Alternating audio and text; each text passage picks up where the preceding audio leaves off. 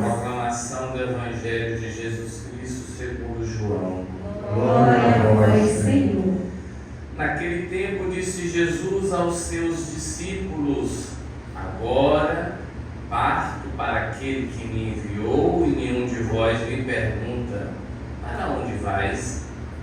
Mas porque vos disse isto, a tristeza encheu os vossos corações.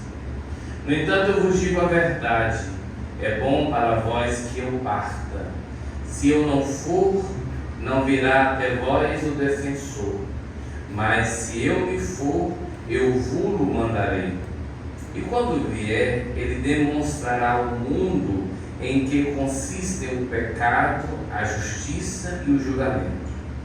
O pecado, porque não acreditaram em mim; a justiça, porque vou para o Pai, de modo que não mais me vereis; e o julgamento, porque o chefe deste mundo já está condenado. Palavra da salvação. Glória a vós, Senhor. Descei divina luz, a nós descei divina luz, em nossas almas acendei o amor de Jesus, em nossas almas acendei o amor de Jesus.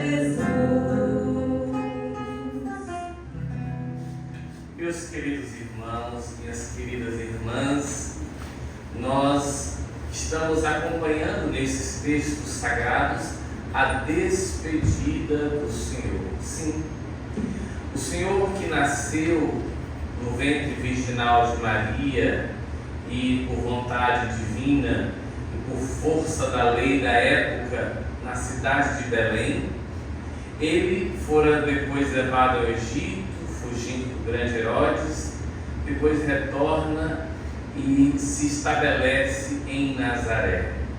30 longos anos vivendo em Nazaré. Inclusive, São Carlos de Foucault, um grande diplomata francês muito rico, encontra justamente no deserto da África, do norte da África, encontra o sentido de sua vida, e lá, com os esquecidos, desenvolve a espiritualidade de Nazaré, que é a espiritualidade do escondimento. Muitas pessoas perguntam por que nosso Senhor teve que ficar 30 anos escondido. Pouco sabemos, somente Lucas nos falará de sua idade aos 12 anos, quando ele está ali entre os doutores. Tão pouco, 30 longos anos. E aí alguns evangelhos apócrifos, ou seja, aqueles que não estão entre os 4 evangelhos canônicos, nos falam de tantas coisas, que Jesus ajudava Nossa Senhora a carregar água no balde, que Jesus brincava com os seus amigos, que Jesus ajudava o seu pai na carpintaria, que Jesus ia à sinagoga aos sábados, ouvir a palavra de Deus, contemplar as promessas que o seu pai do alto fizera. Jesus viveu uma vida normal. Eis está a beleza da fé, viver a fé na normalidade. Porque quando nós começamos a viver a fé, buscando sempre, a cada instante, algo extraordinário, ou seja, para além do ordinário, para além do comum, nós entramos na compulsão da fé. Nós vivemos um relacionamento interesseiro, um câmbio, uma troca entre mim e o Senhor. E justamente Jesus, ele fica escondido para dizer que a fé deve ser vivida na normalidade da nossa existência, no nosso casamento, no nosso trabalho, na enfermidade, nos problemas, nas adversidades, nas alegrias. Como eu fico feliz, por exemplo, quando me chamam para ir no aniversário de uma criancinha de um ano, tudo enfeitado, brigadeiro, nem me fala. Bom, enfim, voltemos.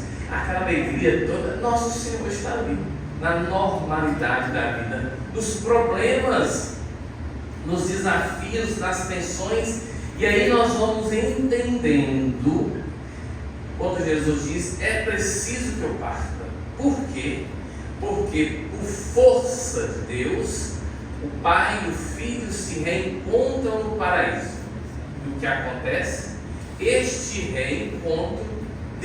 reencontro, ele, Pai e o Filho, eles nos enviarão o Espírito Santo. E a que serve conhecer e acolher o Espírito Santo? Porque o Espírito Santo é o mestre da vida interior.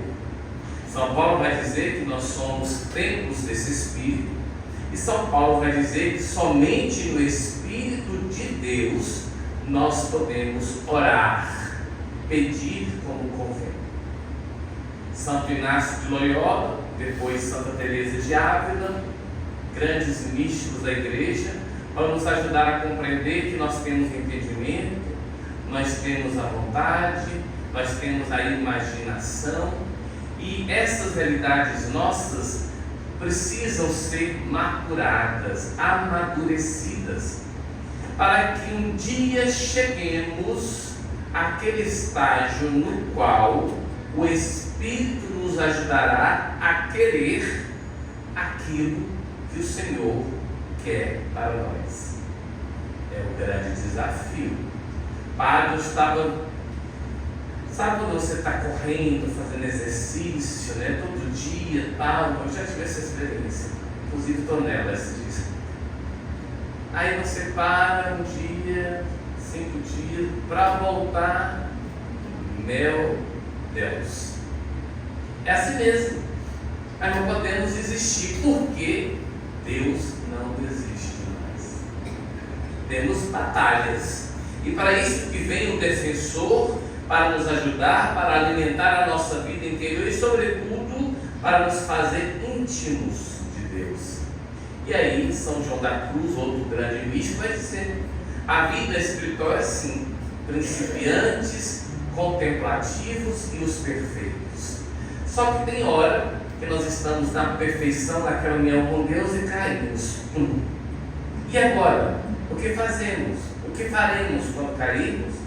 Vamos levantar, sacudir a poeira e renovar a confiança de que Deus é misericórdia, de que Deus é amor. Pois bem, queridos irmãos e irmãs, nessas semanas estaremos sentindo esse tom de despedida para termos a festa da Ascensão do Senhor e, por fim, concluindo o tempo pascal, a grande solenidade de Pentecostes. Voltaremos ao tempo comum, ao tempo da normalidade. Roguemos a Deus, então, que nós não incorramos nesse pecado. O que significa pecado? Ofensa. Qual a grande ofensa para São João? Não crer em Cristo. E o mal é mestre nisso. O mal é mestre em nos fazer achar que Deus está demorando, que Deus não me ouve, que Deus não presta atenção em mim, que Deus só olha para o meu vizinho. Não. Deus gosta de se entreter com você. Deus gosta de cuidar de você. Permita-se, mesmo nas demoras de Deus, permita-se ser cuidado por Deus. E sabe o que vai acontecer? Você entrará naquele grupo, como diz o Salmo 88, que cantará eternamente a misericórdia do Senhor. Louvado seja nosso Senhor Jesus Cristo. Para sempre seja louvado.